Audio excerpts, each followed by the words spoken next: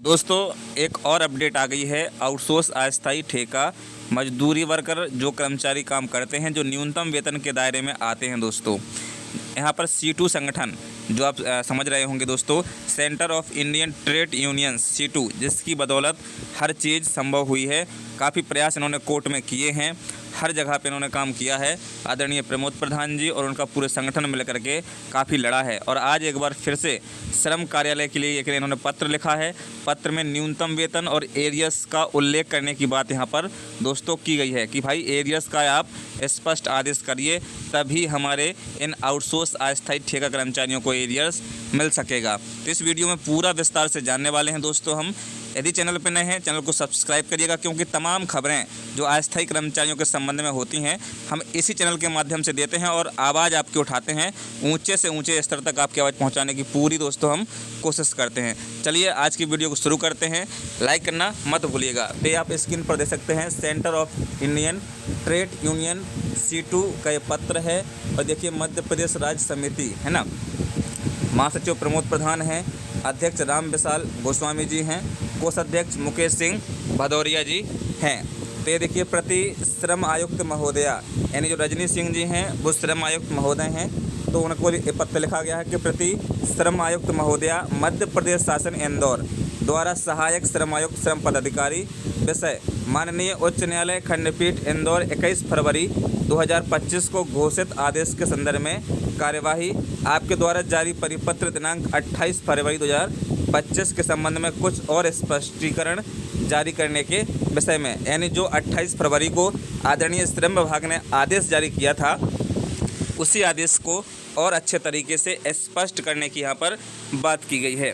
आगे देखिए, आपको हम पूरा विस्तार से वीडियो बताने वाले हैं, पूरे अंत तक वीडियो में बने रहिए दोस्तों। महोदया, मध्य प्रदेश के श्रमिकों के लिए न्यूनतम वेतन पुनरीक्षण पर माननीय उच्च न्यायालय के इंदौर खंडपीठ द्वारा स्थगन आदेश खारिज किए जाने तथा 21 फरवरी 25 को घोषित आदेश के परिप्रेक्ष्य में C2 द्वारा पत्र क्रमांक, ये पत्र का क्रमांक दोस्तों 28 फरवरी को एक पत्र C2 संगठन ने दिया था। 28 फरवरी को ही आपके द्वारा परिपत्र क्रमांक जारी किया गया, जो एक सकारात्मक कदम है। यानी यहाँ पर प्रमोद प्रधान जी कह रहे हैं कि भाई हमने आपको 28 फरवरी को एक लेटर दिया था, उसके तुरंत बाद, उस लेटर के पढ़ने के बाद तत्काल आपके द्वारा एक पत्र जारी किया गया जो हमारे अस्थायी कर्मचारियों के लिए खुशखबरी लेके आया था। लेकिन उसमें कुछ कमियां हैं महोदया, क्योंकि कमियां ऐसी हैं कि जो काफ़ी चीज़ें हैं जो एरियर्स का उल्लेख नहीं कर रही हैं, स्पष्ट उल्लेख उसमें नहीं किया गया है। आपके परिपत्र व उसमें दिए गए निर्देशों के बावजूद यह तथ्य हमारे संज्ञान में आया है कि सरकारी कार्यालयों व विभागों में कार्यरत आउटसोर्सिंग कर्मचारियों तथा कंपनियों व संस्थानों द्वारा उनके अधीन कार्यरत कर्मचारियों को बढ़ा हुआ न्यूनतम वेतन का भुगतान इस बार नहीं किया गया है। इन दोस्तों जो फरवरी की सैलरी आई है उसमें वेतन बढ़कर नहीं आई है, ऐसा इनका आपका कहना है ना। आगे लिखा है कि भाई जो फरवरी के पेमेंट वो बढ़कर नहीं दी गई है, ऐसा हमें सुनने में मिला है। तो ऐसा प्रतीत होता है कि अब मार्च 25 में जिन संस्थाओं में बढ़ा हुआ न्यूनतम वेतन का भुगतान दिया जाएगा, उनके द्वारा एरियर्स का भुगतान न करने की स्थिति बनी हुई है। अतः आपसे आग्रह है कि हमारे निम्न बिंदुओं को संज्ञान में लेकर उचित कदम उठाने की कृपा करें। तो दोस्तों यहाँ पर महत्वपूर्ण पॉइंट यहाँ पर दिए गए हैं।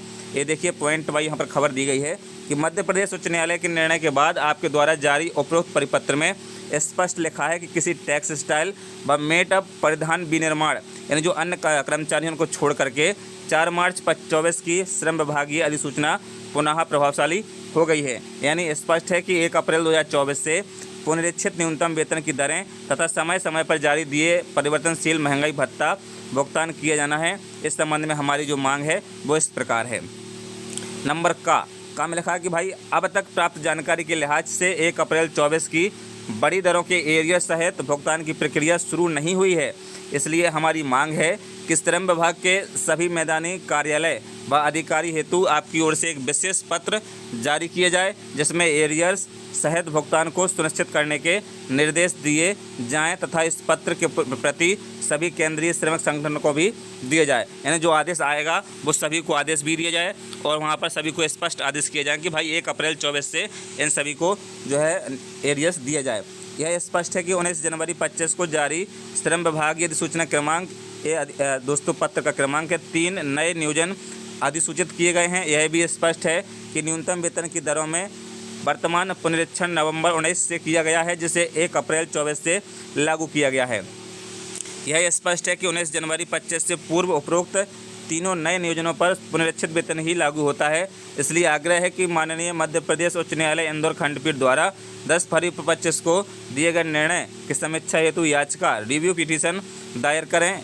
यहाँ यह बताना जरूरी है कि हमारे संगठन द्वारा इस संबंध में समीक्षा याचिका माननीय उच्च न्यायालय के इंदौर खंडपीठ में दिनांक 6 मार्च 25 को दायर की गई है। यानी जो कर्मचारी इस दायरे से बाहर हैं, न्यूनतम वेतन के दायरे से बाहर हैं, उनके लिए रिव्यू पिटीशन यहाँ पर C2 संगठन की तरफ से दायर कर दी गई है, जिसका क्रमांक RP 406/25 है। इसलिए शासन की ओर से समीक्षा याचिका रिव्यू पिटीशन दायर करने से टैक्स स्टाइल व उससे संबंधित अन्य उपनियोजनों के श्रमिकों को वैधानिक देय दरें मिलने में मदद मिलेगी। यानी जिन कर्मचारियों को यहाँ पर छोड़ा गया था कि भाई आपको अलग किया जाता है इन कर्मचारियों से, यानी 4 लाख ऐसे कर्मचारी हैं जो प्राइवेट कंपनियों में काम करते हैं दोस्तों, उनके लिए भी यहाँ पर C2 संगठन खड़ा हो गया है ना।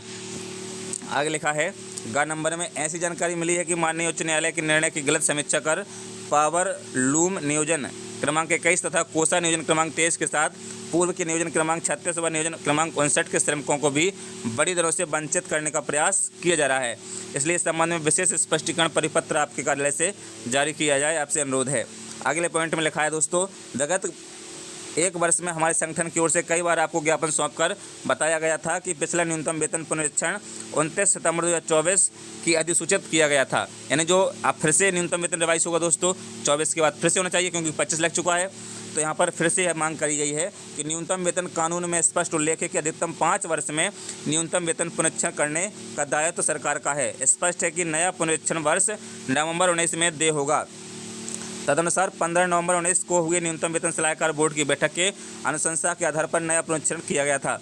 इस सरकार से वैधानिक रूप से 5 वर्ष की अवधि में न्यूनतम वेतन पुनरीक्षण तो कर दिया गया, लेकिन इसे 1 अप्रैल 24 से लागू किया गया। हमारी शुरू से ही यह मांग है कि इसे 1 नवंबर 19 से लागू कर एरियर्स का भुगतान किया जाए। यानी C2 संगठन मांग कर रहा है कि भाई 2019 से इन सभी कर्मचारियों को एरियर्स का लाभ दिया जाए। ऐसा यहाँ पर C2 संगठन की मांग है दोस्तों।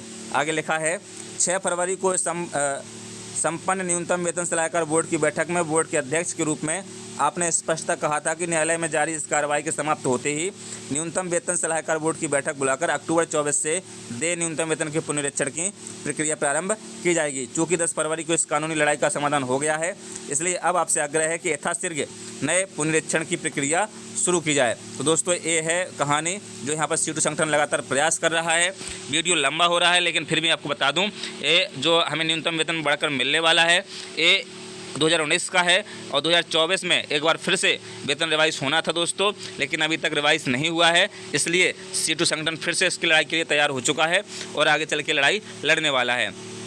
दोस्तों चैनल को सब्सक्राइब करना मत भूलिएगा, फेसबुक पेज पे नए तो फॉलो कर लीजिएगा, क्योंकि तमाम अपडेट हम आपको देते हैं और आपके साथ हमेशा कदम से कदम मिलाकर चलते हैं।